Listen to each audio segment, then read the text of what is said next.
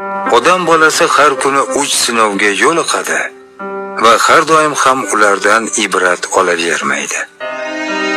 Birinchisi, har kuni umri qisqarib boraveradi. Mol davlati ozaysa g'am chekadi.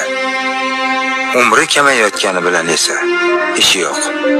Holbuki mol davlatning o'rnini to'ldirsa bo'ladi. Umrning esa o'rnini to'ldirib bo'lmaydi.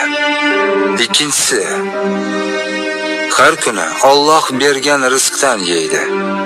Haloliga javob beradi. Haromiga esa jazolanadi. U esa hisob kitob oqibati nima bo'lishini bilmaydi.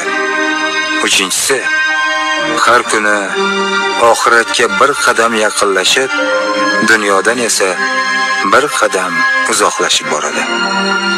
Shunday bo'lsa-da, foniy dunyosiga bergan e'tiborni boqiy oxiratiga qaratmaydi.